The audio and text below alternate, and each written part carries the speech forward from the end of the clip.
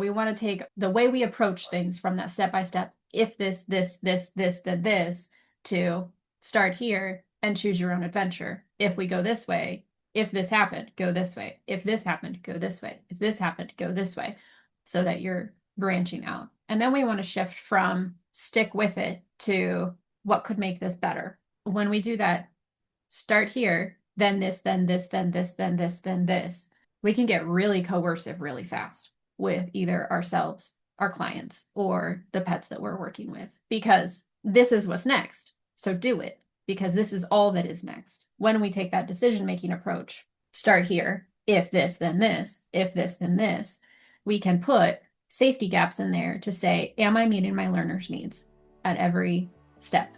If this is not meeting my learner's needs, what's a different approach? What is something that I could change to get us a different result than what I am currently getting us?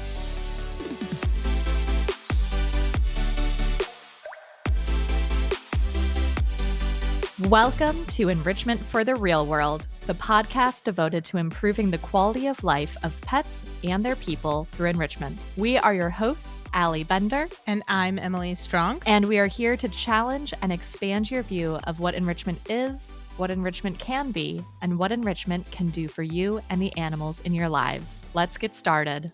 Thank you for joining us for today's episode of Enrichment for the Real World. And I want to thank you for rating, reviewing, and subscribing wherever you listen to podcasts.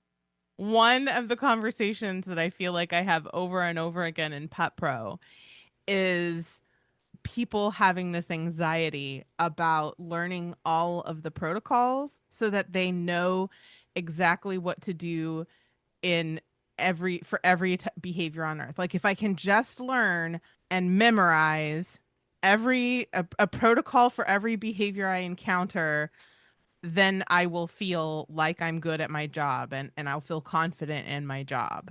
And I love having the opportunity to reframe that for people, because if you just focus on memorizing a protocol for every behavior, it inevitably sometimes is not going to work. And when it doesn't work, we often default to, wow, this dog must be really messed up, or we dismiss it as quote unquote genetic, like, oh, the protocol didn't work, so this dog just has genetics that are messing it up. And that's where the inquiry ends. Or we blame the client. Why can't I just get the client to do the plan? This client is so frustrating. I think historically we've called that non-compliance, although our industry is shifting how we think about that. So that's not the phrase we use as often anymore, but we still have those feelings of, why isn't the client doing the plan? Why can't I get my client to just do it? Or people blame themselves and they're like, oh, I'm just not good enough at this protocol. I need more courses. I need to collect more protocols, whatever. And I just need to say that those mindsets are not a sign. No, I'm going to actually change how I say this. The idea that having a protocol for every behavior issue and just being able to effortlessly execute them as they are is not a sign of professionalism or expertise. That is certainty culture. And we do not exist in a world of certainty. Ellen just absolutely, I wish y'all could see her face. Wow, that was a visceral response. I will download the video and send it to Chen so that she can put your reaction on social media. There's nothing certain about anything anymore. Super not. We live in a highly uncertain world. Yeah. So ethical practice. And I would say the type of practice that makes you feel like you're actually good at your job instead of feeling like you have to just memorize all the protocols and perfectly execute them, is actually asking a different question. And that question is, what about this plan isn't matching this context? So it's really about being able to look at the learners in front of you and look at the environment that they're operating in, and being able to adapt your plan to better support them, rather than just being better at shoehorning the plan into the situation by hook or by crook, right? Yeah. And before we get any farther, I want to define, for the purposes of this episode and kind of generally what we're talking about, what we mean when we say protocol. Because, like, I have a medication protocol for my pets, which does not fall under the crux of what we are talking about here. So, when we're talking about protocols, we're talking about, let's use resource guarding for an example. So, if I have a dog that resource guards bones, I have a protocol. If I have a dog that resource guards humans, I have a protocol. If I have a dog that resource guards spaces, I have a protocol. If I have a dog that resource guards their food bowl, I have a protocol. If I have a dog who resource guards any other resource, insert all of the plethora of resources there could be, I have a protocol for each specific one instead of saying, what does resource guarding look like in this context? What would get us closer to our ultimate goal? So it is a very typically presented cut and dry. You do this, and this is the result. And if this is not the result, then you, consumer, have messed up. You or your dog are the problem. Did I miss anything in our definition? No, I think that's beautifully articulated. And the thing is, we at Pet Harmony have training plans for every single thing that you mentioned.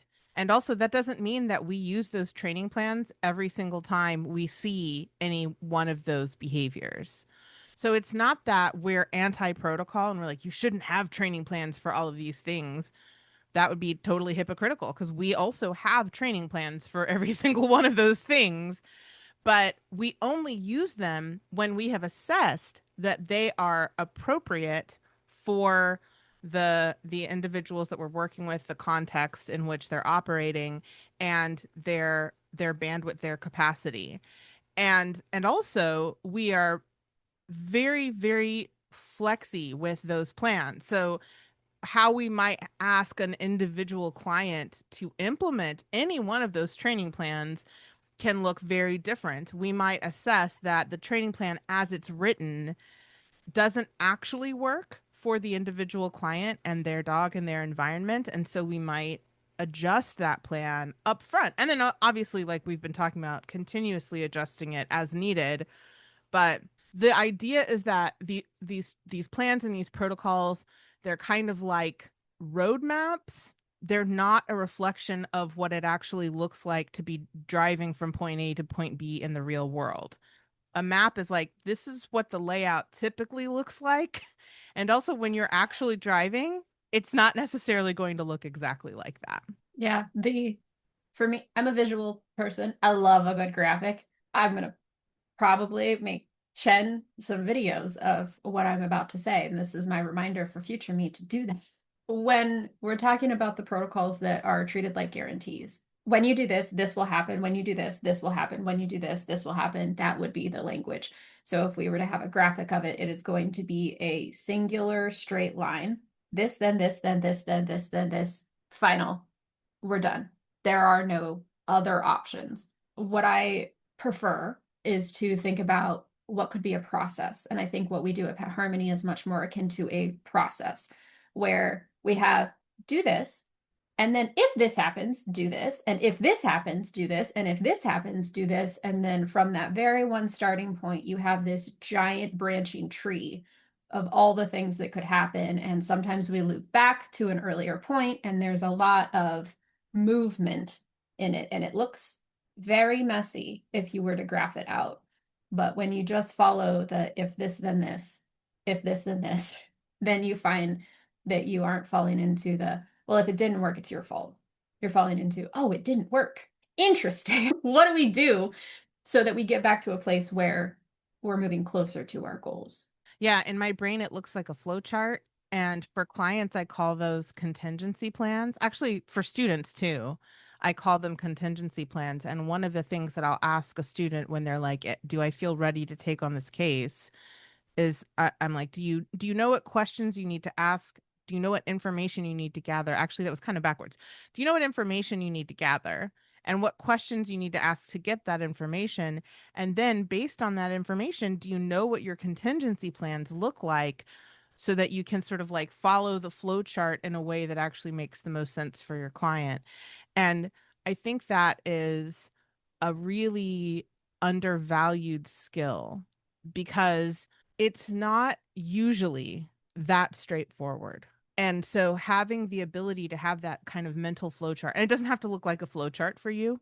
I don't I don't care how your brain organizes that information. I'm leaving all the space for your brain to do exactly what your brain does. But if you don't have that ability to say, I anticipate that at this junction, we're not going to just see one straightforward path. We're going to see multiple permutations of how a learner might respond to this. And I anticipate those permutations and I know how to respond to those permutations. That is where that confidence and skillfulness comes from. I want to I feel like having just said that, I need to acknowledge a few nuances that are really important. First is that it is not a bad thing to want that certainty. It is a totally reasonable thing. Certainty is appealing because it reduces decision fatigue. And we are in a high cognitive load profession. And so it is normal, I would even say healthy, to be looking for ways to reduce that cognitive load. And it feels safer in high risk cases if you just have a plan like, I'm going to stick to this, like in resource guarding, right? I've got my plan. I just need to stick to it. It can feel like when you're hiking, you stay on the trail. You don't veer off the trail, right? So it gives us a sense of safety, and it does make you feel more confident when you've got this plan and you execute it, and it goes off without a hitch. That feels amazing, right? So there's no shame in craving that certainty that we get from this sort of prescriptive protocol first approach. That's a totally understandable human thing. The second nuance that I want to bring to the surface to talk about this is that there are contexts in which you can be super, super successful taking a prescriptive approach. And I have had good faith conversations with two of my friend colleagues in which they came to me and they were like, I don't understand your whole thing about descriptive. Like, I don't experience that. And so like it feels to me like you're making a big deal about something that's not actually a problem. And we had a good faith conversation about that. And I asked them more questions about what they do. The first one is a service dog trainer. She works at a facility and they only take dogs that have been specifically bred to be service dogs. And so they do have a prescription for how they take these dogs through this program. And for the most part, it works beautifully. And also, she was actually taking a descriptive approach in certain contexts. When a dog was struggling with something, she would actually pause and split approximations to make it easier for that dog. If a dog was more distractible, she would, again, split approximations, just start in lower distraction. So she was taking a descriptive approach. She just wasn't recognizing it because it was in these small contexts rather than in the overarching trajectory of the training. But yes, obviously, if you are doing service dog training and every dog has to learn the same skills to do the same job, and they were bred to do this job, so and they not just bred to, but they passed a temperament test to assess that they actually did get the memo that they were bred to be service dogs, I would expect that a prescription would be a lot more successful in that context. The second context was a friend of mine who is a sports dog trainer. She is very well known for doing competitions and she's very, very good at them. And she also sees dogs with, reactivity and dog issues and stuff like that. It's not that she only does sports training, but when we talked about why a prescriptive approach has worked for her, after asking her a bunch of questions, we realized that her clients come to her because she is a sports dog trainer. Her ideal client avatar are people who are really, really, really into training. They really love clicker training. They are super on board with doing all the sports that she teaches and she excels at, and they acquire dogs who are going to be those competition dogs. They are getting dogs to specifically do those sports with them. And so she has her selection bias is a very specific population of people who want to do the training and dogs who are capable of doing that training. And because they are still complex, sentient living beings, they do sometimes have big feelings that have to be processed. And also, they are overall behaviorally healthy animals who can respond well to the type of training that she offers to address those behaviors. And also, when I asked her questions about reactivity, the majority of the reactivity she sees, it turns out, is actually eustress reactivity, where these dogs just get so amped up, which we don't see as many of the eustress reactivity kids, right? So again, like my service dog training friend, she is someone who has a very specific population, both of dogs and people, and therefore they are drawn to her because they want and they thrive in the prescription that she has to offer. So yes, of course, she's not going to need as much of a descriptive approach. She can use the same protocols over and over and over again because of her client base. So I think it's really important to discuss those contexts because I know that there are people out there who are like, I don't understand why this matters. And it's important to say your feelings are valid. There are reasons that sometimes this is less important, but it's important to know about it nevertheless, so that when a case doesn't go the way you expect it to, you have the ability to pivot, even if you don't need to pivot very often, even if it's rare for you. I would say it's not rare at all for us. It's welcome to Tuesday for us. That's our client base. Yeah. When I'm working with my mentees and our team, I've seen this very normal developmental curve where people learn about being prescriptive and descriptive, and then they fall into the this is how I start my cases. And then they start to see that how I start my cases is the same for every client or is broadly the same for every client: management, body language, self regulation, creating a thinking learning zone. And then they start to say, oh no, I'm being prescriptive. The thing is, we're looking at outcomes when we're talking about prescription and description.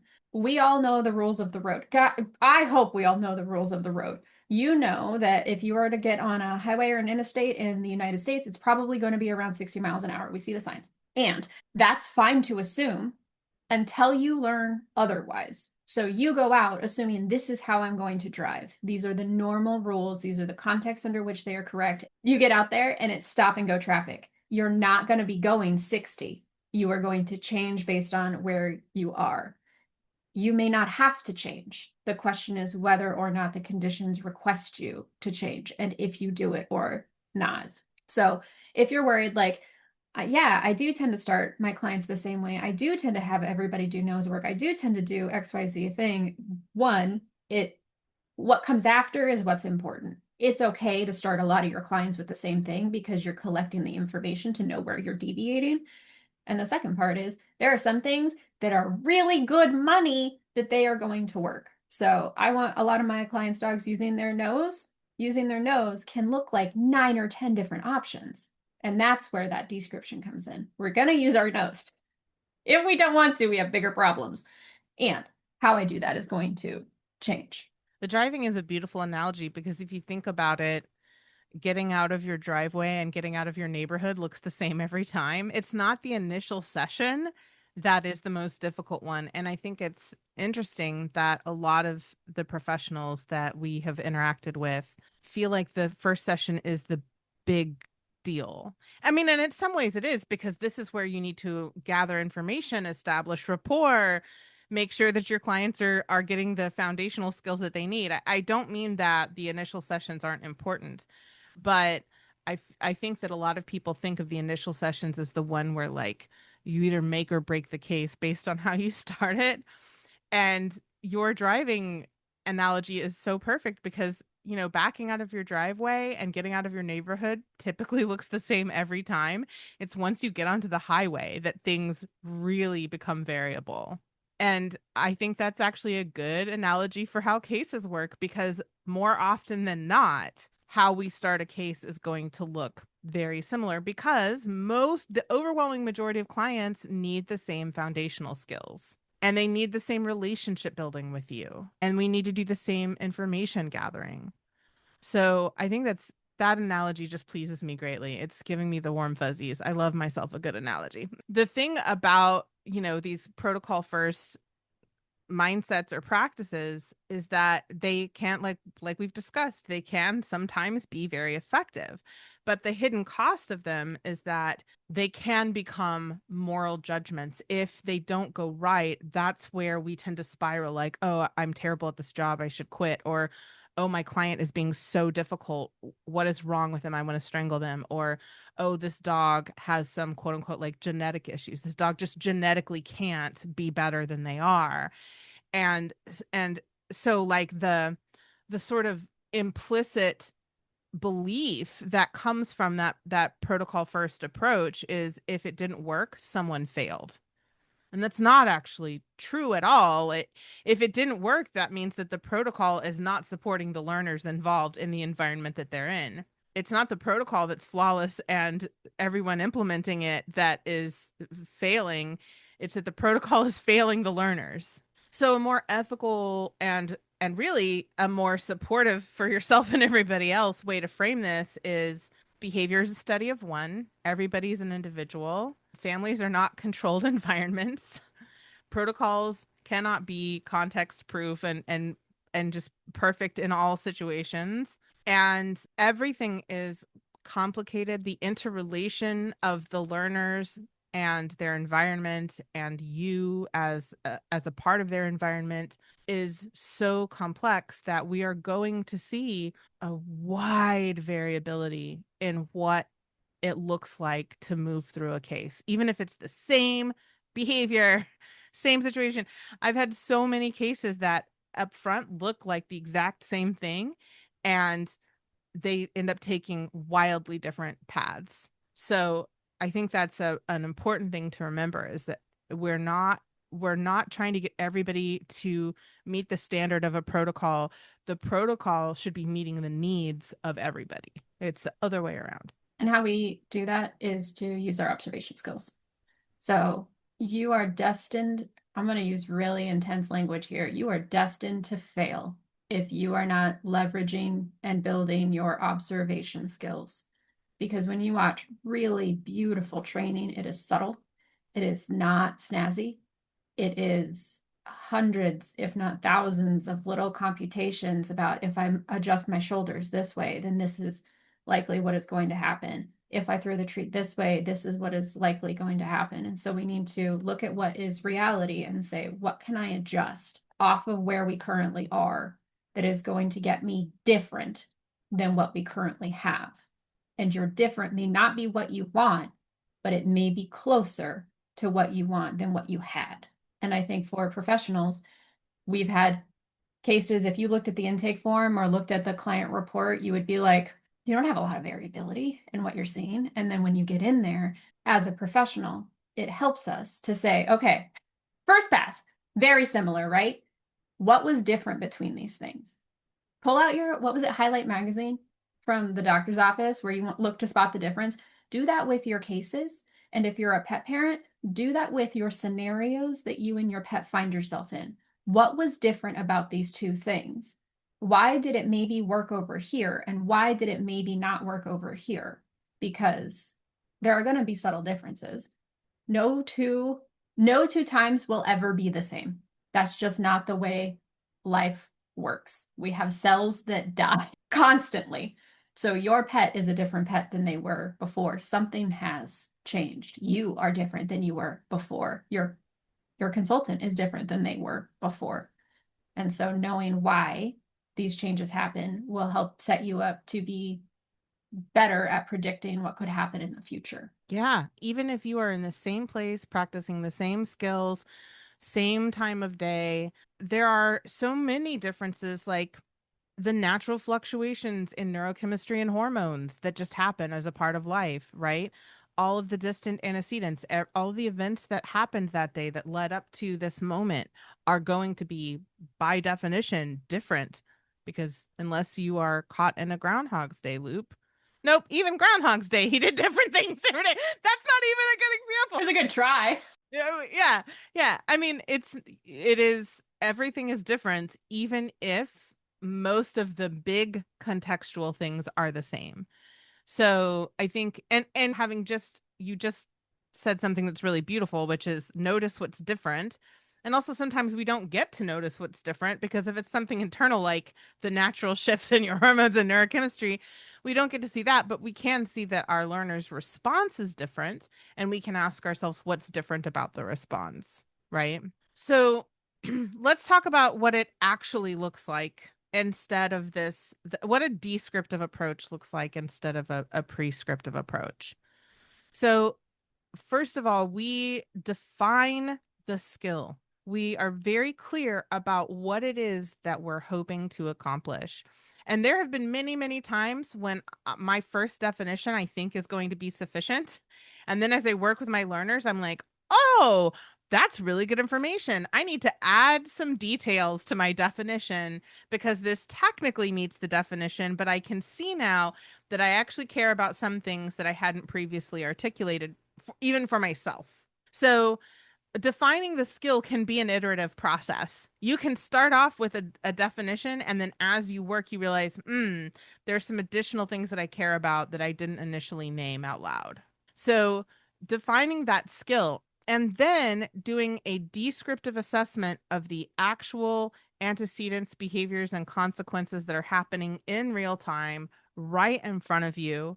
Try your hardest to remove the stories that you're telling us yourself about why the learner is doing what they're doing and what that means in terms of who they are as a learner.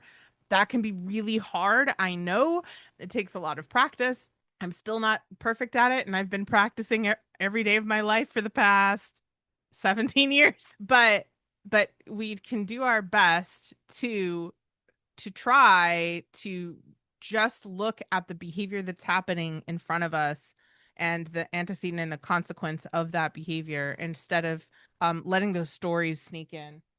And then paying attention to what has changed. If we become really good at articulating what our goals are and observing what's actually happening, it enables us to notice changes that are happening so we can see if our learners are moving towards that goal, if they are in the process of acquiring the skill, or if maybe they're moving away from the goal, that things are getting going the opposite direction that we wanted, or if they're stagnating, if they're not changing, right? If the same thing is happening, it's good to assess why is this not having an impact on this learner's behavior. And then we can assess why was this effective in this context over here, but not so much in this context over here? What's different about these contexts? And what do I need to change about my approach so that I can be as impactful in this context as I was in that one over there? So when we're going through this process, what we're looking to do is to take us from that very linear, this, then this, then this, then this, then this, without any breaks or pauses to completion, into making that beautiful flow chart, that tree, whatever works in your brain. So we may start at the same point. We may say, dog's nose working, may be the starting point for me. And if the dog has a history of eating gravel, I'm probably not going to do find it outside. Like that just doesn't seem like a great idea. There are ways we can make that safe, and also we don't need to be building all those skills. So I might do more formal nose work. I might do shreddables inside that are hidden around the house. I might do something else because I know if this dog is outside, we are at higher risk for eating or, heaven forbid, guarding things like wood chips or leaves or who knows what else they could find. So we want to take the way we approach things from that step by step, if this, then this, to start here and choose your own adventure. If we go this way, if this happened, go this way. If this happened, go this way. If this happened, go this way, so that you're branching out. And then we want to shift from stick with it to what could make this better. When we do that, start here, then this, then this, then this, then this, then this, we can get really coercive really fast with either ourselves, our clients, or the pets that we're working with, because this is what's next. So do it, because this is all that is next.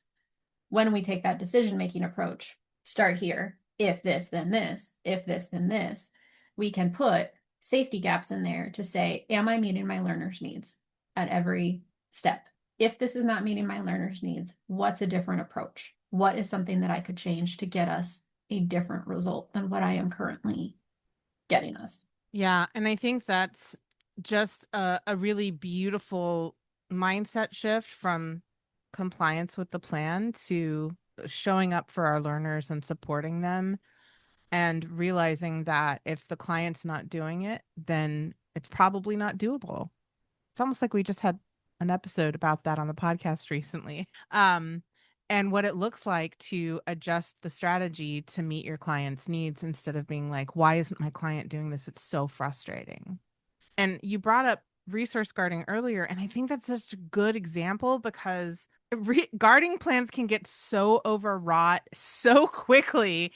And like, especially if you're thinking about it in this prescriptive, I do counter conditioning and desensitization approach, like it can just become really, really burdensome very quickly.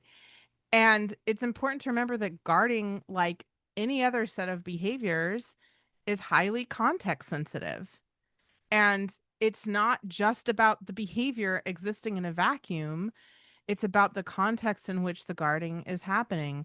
Does the dog feel safe in the situation? Are they guarding because they don't trust that their resources are going to still be there later when they need them? Is it about control? Are they guarding because they have very strict rules in their head about allotment of resources? And that really matters to their little brains. We've definitely worked with several of those kiddos. Them's the rules. Them's the rules. We followed the rules. I love a rule follower. I love a rule follower. And also, Just tell me the rules, please. I love a rule follower. And also, I love them for us as behavior professionals because a lot of times I think people assume that guarding necessarily is a product of anxiety or something like that. And sometimes, no, sometimes this is just an animal who has really strong opinions and we need to honor that and be like, okay, how can we come up with house rules that meet everybody's needs and make everybody happy and work for everybody's brains? Because I am profoundly sympathetic to having rules in my head that from Schitt's Creek where David Rose is going, that is incorrect. That is incorrect. That is how my brain works too. I'm like, no, that is incorrect. And so when I see a dog who also is having that moment of that is incorrect, I'm like, I feel you, friend. I feel those feels deep down in my bones. I don't ever want to try to train you out of that mindset. Let's just figure out how we can set up the environment in a way that feels correct for everybody's brains. Tangent appears. We're getting our deck done. It is taking a very long time. Griffey typically had some rules in his head. Downstairs deck is morning deck. Upstairs deck is afternoon deck. And he is very upset that we don't have our morning deck anymore. It's been like 2 months and we still have these rules. This morning he kept going to the downstairs door and being like, let me outside. And I was like, do you want to go outside? And then he'd turn and look at the door and he now knows upstairs outside versus downstairs outside. And I said, no, we have to go upstairs. And he comes over to the doorway of the kitchen. And then I said, we have to go upstairs outside. And he goes to the downstairs door and is like, open. And we did this like 3 times. Then finally I said, Griffey. And he comes and looks at me in the kitchen and I go, this is not a negotiation. If you want to go outside, we have to go upstairs outside. And then he takes off and runs upstairs. Fine. And then we went upstairs outside because we have rules. I love that so much.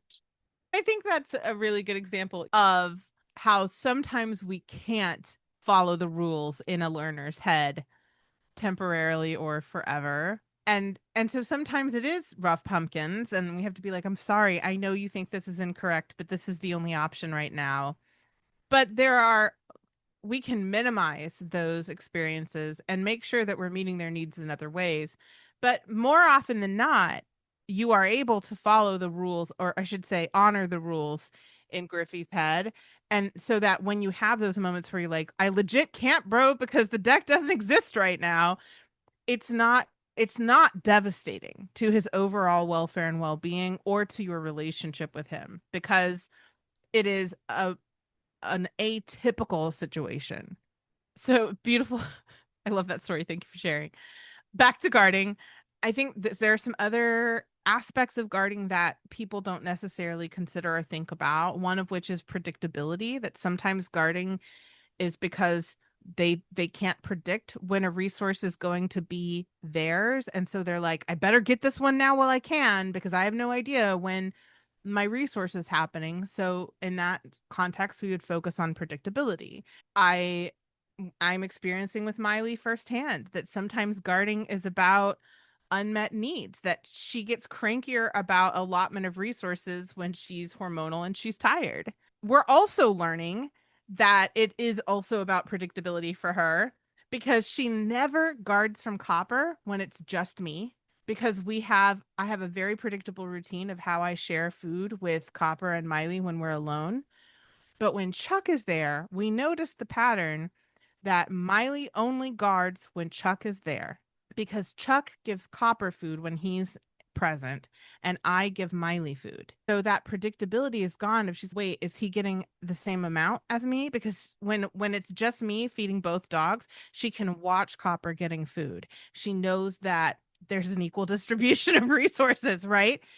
But she is so concerned when watching Chuck give Copper food and then making sure that I give food too. So when Copper approaches me, this is a construct. I told you I'm not perfect after 17 years of practice, You get to be a pet parent sometimes. but I'm a pet parent and this is what I observe, and I feel like this is a highly probable description of what's going through her head. One of the reasons I think that she guards when and I'm saying this because she only does it when Chuck is home, is that if Copper approaches me for food, she's like, "No, you already got your share from Chuck, so you need to stay away from my food." So that lack of predictability is a part of it. And also she's more likely to guard when she's tired and when she's hormonal.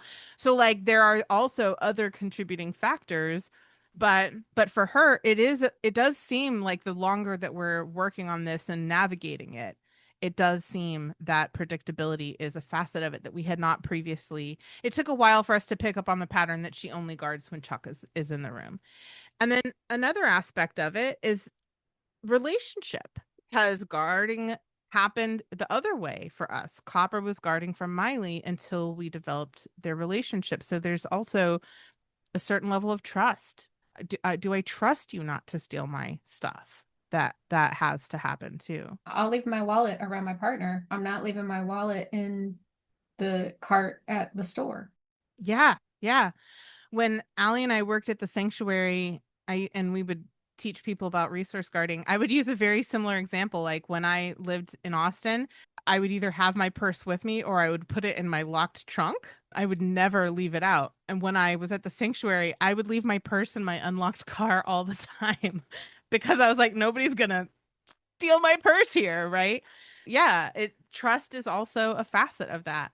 So when we are using a protocol first approach, we are at risk of ignoring or undervaluing all of these contexts that are profoundly impactful to guarding. So I'm glad you brought up guarding because that is a really good example of why descriptive approaches matter, right? My dogs both of them have increase in their guarding when their stomachs hurt. And my answer is not, let me let your stomach hurt. And then I'm going to teach you to share with one another. My answer is, let's figure out how to get your stomach to not hurt. And then you already know how to share with one another. I'm picking on resource guarding. But when I was first getting into the field, I think resource guarding was one of those areas where I got a lot of protocols thrown towards me of the do this, do this, do this, fixed, do this, do this, do this, fixed, do this, do this, do this, fixed. And when you're trying to learn so much, when you are constantly downloading data, it is very normal to say, I don't want to download anymore. Thank you. I'm just going to take this. Do this, do this, do this, do this. Just in the last couple of weeks, I had a client that was on a huge upward swing. This is a medically complicated dog, a behaviorally complicated dog. This is one of the most impressive pet parents I have ever worked with. She might be listening to this. I hope she knows that I'm talking about her. and her dog was on a huge upswing and then had a very rapid, it wasn't even a curve down, it was like a complete drop for his progress on his behavior challenges. And for him, my first gut was, oh my gosh, you can't, again, we were doing so well. Do we just do it more? And I shook my head a little bit, my internal brain shook it out and was like, no, we don't do the same thing again. We know what the result is going to be under the current conditions. How do we change the conditions? What is different than 2 weeks ago? Because something is different than 2 weeks ago. We don't have different outcomes under the same conditions. We've already established that. It was uncomfortable having to do the troubleshooting. It was uncomfortable having to say, I don't think he's going to be successful if we just do the same thing again. We have to do something different. But it is not ethical by my ethics and my values to put my client in that position, even if it's uncomfortable for me. And one of the things that I have invested in, and I think everybody would benefit from investing in, is being able to have hard conversations without judgment and without being mean. Like, it's really easy to talk about the reality without judgment when you have practiced it. So for this client, it was very uncomfortable when she had a complete, I don't know if I want to call it a regression, because we have a very strong hypothesis as to what happened, and it's medical. So this is medical, it seems. But we were able to have a conversation. We were able to get into that troubleshooting place. We were able to reflect what was different between these 2 days. We were able to go through the checklist of what this dog has shown us in the past and say, are you seeing this symptom? Are you seeing this symptom? Are you seeing this symptom? And then hone in and say, based on this and past history, this is where I think you should go to get us back on the right track. Yeah. Yeah.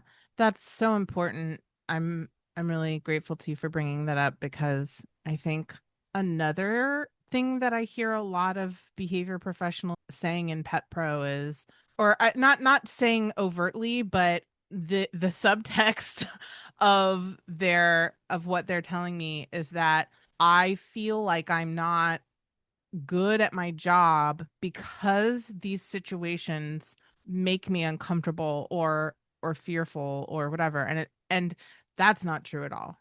That's not true at all. I I I know that there are some people out there who don't feel uneasy when things don't go as planned, but I that has not ever been my lived experience.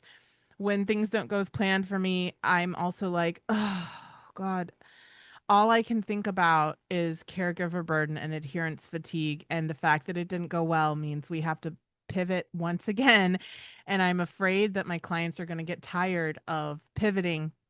But I will also say that the feedback that a piece of feedback that I frequently got from my clients when I was still working with clients directly was, you had a way to move forward every time something didn't go wrong. And that has never been my experience with previous trainers. Every time something didn't work, you had a way to adjust. And so I think at least my ICA, the clients that I worked with, really appreciate your ability. They don't view it as failure or you just sort of like stabbing in the dark.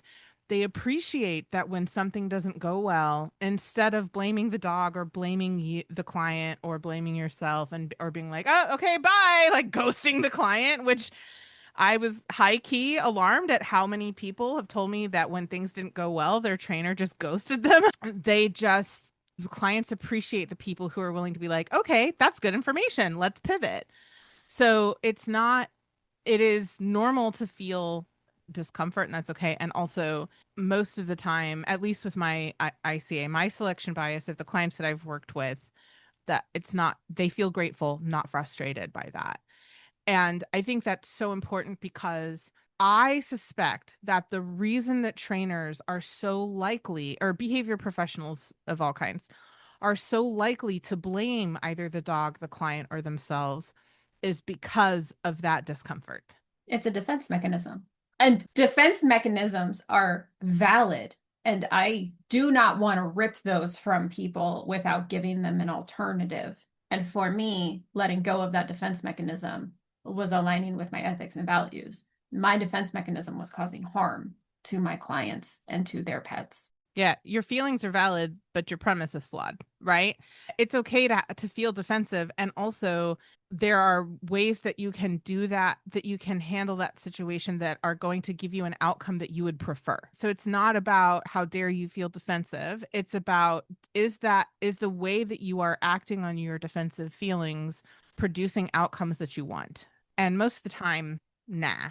And I'm gonna be baby spicy here, because no, I'm probably gonna end up being big spicy, but I'm saying my intention is to go into this baby spicy, and we'll see how much salsa happens at the end of this. Intention over impact. Intention over impact. We'll find out. We'll find out what happens. I The reason I feel so strongly about this is because the sanctuary that Allie and I worked with had a lot of dogs, not a few, a lot of dogs that came from a well-known positive reinforcement trainer who had a bunch of protocols for how to deal with these behavior issues. And what nobody saw on the outside was that when her protocols didn't work, she would ship these dogs off to the sanctuary. And so we worked with a lot of these dogs, and I'm just going to say it, we were successful with a lot of the dogs in the ways that her protocols were not, because we were willing to pivot and adjust what we were doing based on what the learner was telling us and the constraints of the environment. And I'm not saying that to brag. That is not the point of this. I'm going to give a lot of credit to our behavior team lead, who really supported us through that troubleshooting process. My point isn't to brag. My point is that I think that is so harmful, because so many people in the industry look up to these big name trainers, and they're like, well, you are able to have a 100% success rate with your protocol, so I just need to be as good at your protocol as you are. And that it feels so disingenuous when I was on the back end getting the dogs that for those protocols didn't serve them, and they ended up in a sanctuary because of it. That Yeah, salsa, just lots of salsa about that. And also, I think it's really harmful to say, like, well, it didn't work for this dog because this dog is XYZ breed. So that's another thing that I have a lot of salsa about. Like, well, we tried this protocol and it didn't work, but yeah, it's a German Shepherd, so they're just anxious and reactive. It's like, no, this dog has unmet needs. We need to find a way to support this dog. Just because this protocol isn't working doesn't mean that this dog doesn't deserve support. And we do that with our clients too. This client is just stubborn. This client is unmotivated. This client is scattered. And to be fair, there are some clients that need so much more support than what we can give them and what's in our lane to give. And so we legitimately aren't able to help those people. And I mean, that is true. We need to acknowledge that. And also, I see that happening way more often than it's actually probably true. And it's not, again, I'm not blaming the behavior professionals, because we are only doing what we've been taught. But I think it is liberating to know that you don't have to approach it that way, that there is an alternative to playing the blame game. Because blame squanders curiosity, and you need curiosity in order to be able to dig in and figure out what are the pros and cons of different strategies. What are we willing to take a risk on, and what are we not willing to take a risk on? What is going to be ethical in terms of what I ask my client's pet and my client to do? What is going to meet both of their needs? What is going to set us up in the long term versus when is it a time for, like, when am I stopping a hemorrhage versus when am I healing a wound? And so you need to be able to be curious. If you are all up in your feels and your feelings are valid and your premise is faulty, you're not going to be able to show up for your client the way I was able to show up for mine. It wasn't, woe is me, here we are again. It was, no, something changed. Without question, something changed. I don't need to feel bad about the fact that I can't control everything. I need to snap out of it in this moment and say, let's figure it out. And then I'll go deal with my feelings later. It wasn't the way I deal with my feelings is also figuring out the problem. So I get a 2-for-1. But it was, let's figure out what was different. And the thing that, so when this client first came to me, she had been through the ringer already. She had worked with people. She had already, quote unquote, solved the problem. And then the dog regressed, because I told you this is a medically complicated dog. So this is not her, this is like her 18th rodeo at this point. And she kept asking me, what is different about what you do versus what I've done before? And the only thing I could answer is, I honestly can't tell you how it's different because I don't know what you actually did before. You can give me what people told you they did with you. You can give me the titles of the things that people said. And also, that does not actually tell me what you've done. And so I can tell you what I'm going to do. I can tell you my intentions. I can tell you some of the prongs that I can guess are going to be in our horizon together, but I don't know because my plan is a hypothesis. It is not truth. I come from a science and research background, and so it's a question every time. It's it's never this is what's going to happen. And if we are solidly rooted in ethics and science and the interlock of those two, our plans are never going to be more than a hypothesis because we have to test the foundation. Yes. And what that means is that we don't have a 100% successful outcome either. And I don't want any of this to sound like we're claiming that we've been able to help every single client who has ever come to us. So I think an important part of this is knowing that you can adjust the plan to support the client and their pet and the environment that they have as best as you can, and also developing an awareness that sometimes there are factors outside of your control that are going to prevent you from being successful. And so I don't want to make the same mistake of implying that we use this descriptive approach so we never fail. That's not it either, right? But I think the big shift that I see a lot in our students is that when they don't have a successful outcome, they don't feel as much like a failure. They're able to objectively assess what didn't work, and they're like, oh, that's good information for the future. I mean, and we can all be bummed about that, right? I have clients that I'm still bummed that I wasn't able to help them. It's not, again, your feelings are valid. Like, it's not that taking this approach doesn't makes you impervious to feeling sad about a case that doesn't go the way you wanted it to go. It's that you can feel sad and also not play the blame game. You can feel sad and really identify why the outcomes were what they were, what was lacking, and then just move on. I'm going to amend what you said because there are so many clients that I wish I could have done more for. There are so many clients that I know wish could have done more. There are so many scenarios where the outcome wasn't what we had originally hoped.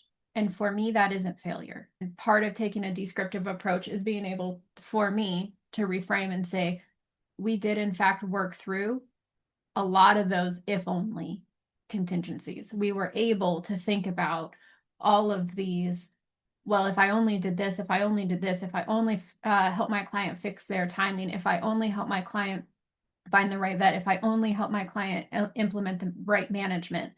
We've gone through that checklist. And a second part of that is making sure that I have surrounded myself with mentors that at the end, I can always say, I did the best I could given the environment and the systems that me and my client were working in because we're working that's a whole other tangent. I'm gonna pass that one and come back in the second part in Pet Pro in particular. We talk about the ones where we wish we could have done more because it's really important for people to see that, like, no, I don't get the outcome I want all of the time. And that's also okay because the outcome I wanted may have not actually been the best outcome for everybody involved. Beautiful. Yeah, thank you for amending my statement, because you are correct that when I used the word failure, I wasn't thinking that we failed. What I was thinking was we have had outcomes that were not what we wanted, that a lot of times people consider failure, that people have a tendency to feel like I failed. And the point that I was trying to make is we also have outcomes like that, but you're absolutely right. We don't think of them as failure. We think of them as good information. We learned things from those situations, and also we have a very clear recognition that some things lie beyond our control. And there are lots of if only scenarios in life that it's like, okay, but we don't live in that world, so we can't have those outcomes. So, yeah, that was a really important amendment. And I appreciate you for articulating that. I recently had a client that had to make a hard decision. It was the right decision. It was a hard decision nonetheless. And I was in that moment of like, man, it was the right decision. And I wish I could have done more to support them. And not necessarily in order to get behavior change, not necessarily in order to have a different outcome, but like, I wish I could have done more for that human because it was a hard decision. And I was telling Nathan about it. And he goes, you provided behavioral hospice. That's what you were able to do for them. And I was like, wow, yeah, you're right. Sometimes that's what we are doing. And it's hard because we don't go into it knowing that we are, sometimes we do, but we don't know that we're going in with that behavioral hospice. We're just going into it and seeing where we land. And the outcome happens to be that behavioral hospice. Wow. I love that phrase, behavioral hospice, stealing that. When Nathan said that, I was like, that's powerful. That is powerful. Yeah. So knowing that we operate in a messy, imperfect world, and sometimes we are not going to be able to get the outcomes that we had hoped for. Or sometimes we're just not able to be the person who gets the client there. When I'm looking at this as a hypothesis and I have my predictions are very high that some aspect of this is going to turn out a way that I expect. And this can be very small. Like if I put a treat on the ground, I expect a dog will eat it and move in a very particular way. When we see that that's not the case, the things that I look to are what assumptions did I make? And so if I have a prediction that if a person puts a treat 6 inches from their toes and the dog eats it, and they might take a step back depending on the size of the dog and look up at their person, and the dog just hangs their head at the ground, an assumption might have been that their neck was stable. We might have some neck pain that I didn't know about, and now I do. I'm going to look at the skills the learner didn't actually have yet. So did I make an assumption on either my client's end or my client's pet's end that said, I think this is what's going to happen given what I think I know about you two. And also it wasn't that this wasn't the right prediction. It was that I was wrong about what skills you two currently had developed as a unit. I'm going to look at contextual variables that weren't trained yet. So if I have, for example, a dog that is resource guarding and we've done a lot of stuff in the house and then they find a pine cone outside and suddenly we've never worked on anything ever. It wasn't that it didn't work, it's that I didn't know that pine cones were also going to be a problem and we may need to work through pine cones specifically. And then I'm going to be looking at, are there any competing needs that weren't addressed? So if the kiddo that I just talked about that had the fell off the cliff of progress, that could be a thing, the cliff of progress. For him, we had started to see some symptoms that last time we saw them clued us into there was some underlying pain. And so for him, it wasn't, yeah, let's just keep practicing him being home alone when that's clearly not working. It was, let's get you into your rehab vet to go do the things that alleviated pain before, and then let's see where we are in terms of his ability to progress through some stuff. What is important is that I see that it's not working, and my answer isn't do it more. Just keep going. Because clearly the last 3 times it didn't work, but the fourth time is going to be the magic time that everything is changed. I'm not raising criteria based on wins. We're raising criteria based on what we're actually seeing accomplished in the unit, in the context. And then we're trusting the process because I have enough history to say this is a rough guideline. And I have enough mentorship to say, even if I don't have enough history, my mentors have enough history to say, let's try this. But it's not do this and here's your outcome. It's do this and then assess. Do this and then see what happens. All of this hopefully will help behavior professionals listening to understand that confidence is not certainty. Confidence is the ability to adjust as you go in a really uncertain world. It's knowing how to respond. I started to say when certainty breaks, but I don't think certainty ever exists long enough to break. So I'm just gonna. It's Confidence is knowing how to not rely on certainty. I think confidence is knowing certainty doesn't exist and feeling exhilarated by it. I feel liberated by it because that means that I don't have to live up to a protocol. I can just work with the learners in my care and just roll with whatever happens.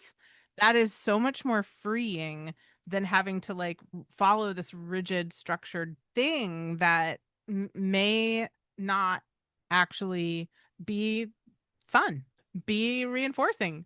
I think the key takeaways are protocols are the things that promise if this, do this, do this, do this, outcome. What we're looking for is to create a plan that is hypothesis and test. If this, try this. If this happened, do this. If this happened, do this. If this happened, do this. And then circle back and reassess and readdress and do it again if we were to take language from the enrichment framework. And if you are a pet parent, I know how much comfort comes from knowing what to do, and knowing what to do doesn't require certainty in your environment. Part of building my clients' plans is making sure that when I'm working with clients, one of the biggest questions I get is, okay, but what if my dog sees a dog on a walk? What if my dog hears a knock on the door? It's not, don't assume that that's never going to happen. Here's what I want you to do when life is uncertain. Very, it gives you some predictability and control and confidence in a way to move with your pet. And for pet professionals, same thing. Know how to juke and jive with your client. And it is very hard and it takes a lot of skill. And it is a thing that you will be working on for the rest of your life. And as you learn new information, you have different ifs to try. But part of that is exciting and exhilarating and thrilling and liberating. I hope you enjoyed today's episode, and if there's someone in your life who also needs to hear this, be sure to text it to them right now. If you're a pet parent looking for more tips on enrichment, behavior modification, and finding harmony with your pet, you can find us on Facebook and Instagram at Pet Harmony Training. If you're a behavior training professional dedicated to enrichment for yourself, your clients, and their pets, check us out on TikTok and Instagram at Pet Harmony Pro. As always, links to everything we discussed in this episode are in the show notes. Thank you to Ellen Yoakum for editing this episode and making us sound good. Our intro music is from Penguin Music on Pixabay. Please rate, review, and subscribe wherever you listen to podcasts. That helps more pet lovers and professionals find us so they can bring enrichment into their world too. Thank you for listening, and here's to Harmony. Chad, what are you doing? What is happening? Is she throwing up? I'm thinking no. She found I have a planter that has the those, oh my gosh, why can't I like aquarium gravel, for lack of a better word, at the bottom because I'm about to transplant one of my succulents, and she was like nuzzling into. Don't eat rocks.